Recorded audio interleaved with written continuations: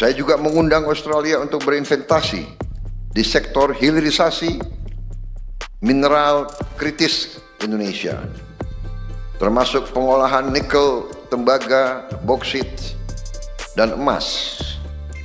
Di tengah perubahan besar peta ekonomi dunia, Indonesia kini tidak lagi hanya dikenal sebagai negeri penghasil bahan mentah. Perlahan namun pasti, arah pembangunan nasional mulai bergeser. Dari sekedar mengekspor hasil bumi apa adanya, menuju sebuah visi besar, menjadikan Indonesia sebagai pusat industri mineral dunia. Dan dalam langkah besar ini, Australia muncul sebagai salah satu mitra strategis yang diajak untuk berjalan bersama. Dalam sebuah pertemuan bilateral yang penuh makna, pemerintah Indonesia secara terbuka mengundang Australia untuk berinvestasi di sektor hilirisasi mineral kritis. Bukan hanya sebagai mitra bisnis biasa, tetapi sebagai partner jangka panjang dalam membangun kekuatan ekonomi kawasan. Undangan ini bukan tanpa alasan. Indonesia ingin bersahabat dengan semua negara, tidak ingin memiliki musuh. Yang diinginkan adalah stabilitas, kerjasama, dan pertumbuhan bersama. Hilirisasi bukan sekedar istilah teknis dalam dunia industri. Bagi Indonesia, hilirisasi adalah simbol perubahan paradigma. Selama puluhan tahun, kekayaan alam kita diekspor dalam bentuk mentah. Nikel dikirim sebagai biji, tembaga dijual tanpa diolah, bauksit dilepas begitu saja, emas keluar negeri tanpa nilai tambah maksimal.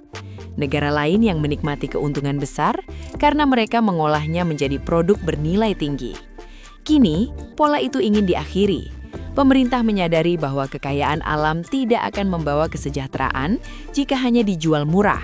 Yang dibutuhkan adalah industri, yang dibutuhkan adalah teknologi, yang dibutuhkan adalah sumber daya manusia yang terampil, dan yang paling penting, yang dibutuhkan adalah keberanian untuk berubah. Indonesia memiliki modal besar untuk itu. Cadangan nikel terbesar di dunia, tembaga melimpah, bauksit tersebar di berbagai wilayah. Emas masih menjadi salah satu komoditas unggulan. Semua ini adalah bahan baku utama bagi industri masa depan. Mulai dari baterai kendaraan listrik, panel surya, teknologi energi hijau, hingga industri pertahanan dan elektronik. Disinilah Australia masuk sebagai mitra penting. Australia dikenal sebagai negara dengan teknologi pertambangan maju, sistem pengelolaan yang modern, serta pengalaman panjang dalam industri mineral. Kerjasama ini bukan hanya soal uang, bukan hanya soal investasi, tetapi juga tentang transfer ilmu, manajemen, dan standar industri global. Dalam pertemuan tingkat tinggi tersebut, kedua negara sepakat untuk membuka ruang bagi joint venture, co-investment, dan berbagai bentuk kemitraan strategis. Indonesia membuka pintu bagi perusahaan Australia untuk membangun smelter, pabrik pengolahan, dan fasilitas pemurnian mineral di dalam negeri. Sebaliknya, perusahaan Indonesia juga didorong untuk berinvestasi di sektor pertambangan Australia.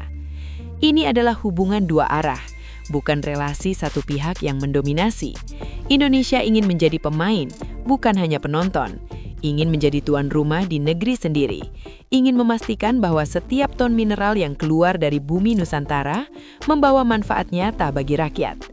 Fokus utama kerjasama ini adalah pada pengolahan nikel, tembaga, bauksit, dan emas. Nikel menjadi tulang punggung industri baterai.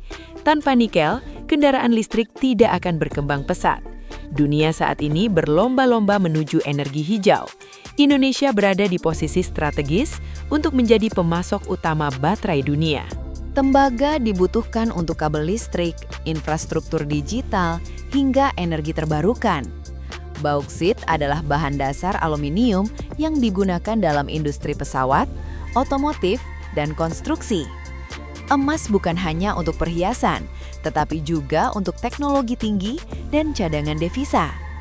Dengan membangun industri pengolahan di dalam negeri, nilai ekspor Indonesia bisa naik berkali-kali lipat. Yang dulu hanya menghasilkan jutaan dolar bisa berubah menjadi miliaran dolar. Yang dulu hanya menyerap sedikit tenaga kerja, kini membuka ribuan bahkan jutaan lapangan pekerjaan. Dampaknya tidak hanya terasa di pusat, Daerah-daerah tambang seperti Sulawesi, Maluku, Kalimantan, dan Papua akan mengalami transformasi besar. Infrastruktur berkembang, jalan dibangun, pelabuhan diperluas, listrik ditingkatkan, sekolah dan rumah sakit bermunculan, ekonomi lokal bergerak, UMKM tumbuh, masyarakat sekitar ikut merasakan manfaatnya. Bagi Australia, kerjasama ini juga sangat menguntungkan. Di tengah persaingan global yang semakin ketat, akses terhadap bahan baku strategis menjadi kunci. Negara-negara besar berlomba mengamankan pasokan mineral kritis. Dengan bermitra dengan Indonesia, Australia mendapatkan kepastian rantai pasok jangka panjang. Selain itu, Australia juga memperkuat posisinya dalam industri energi masa depan. Kendaraan listrik, energi terbarukan, dan teknologi ramah lingkungan membutuhkan mineral dalam jumlah besar. Kerjasama ini membuat Australia tidak bergantung pada satu sumber saja. Ini adalah strategi geopolitik ekonomi yang cerdas. Namun, di balik semua peluang besar ini, ada tantangan yang tidak boleh diabaikan. Hilirisasi membutuhkan investasi besar. Pembangunan smelter memakan biaya miliaran dolar. Pengelolaan limbah industri harus diawasi ketat. Isu lingkungan menjadi perhatian utama. Jika tidak dikelola dengan baik, justru bisa merusak alam dan kehidupan masyarakat. Selain itu, ada resiko ketimpangan.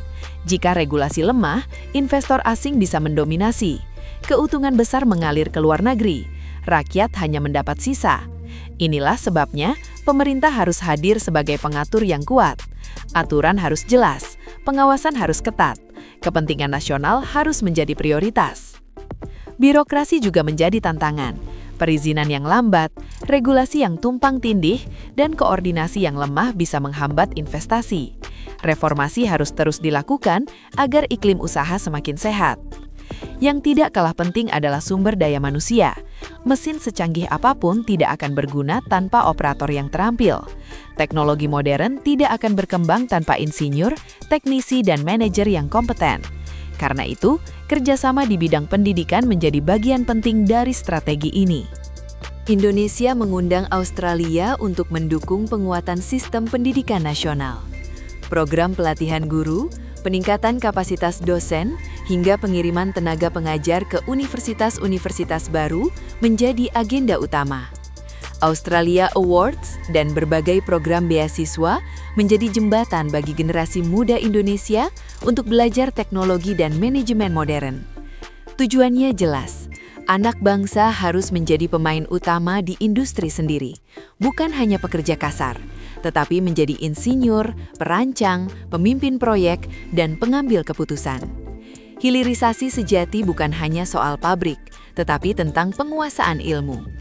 Kedepan, kerjasama Indonesia dan Australia di sektor mineral akan sangat menentukan posisi Indonesia di panggung global.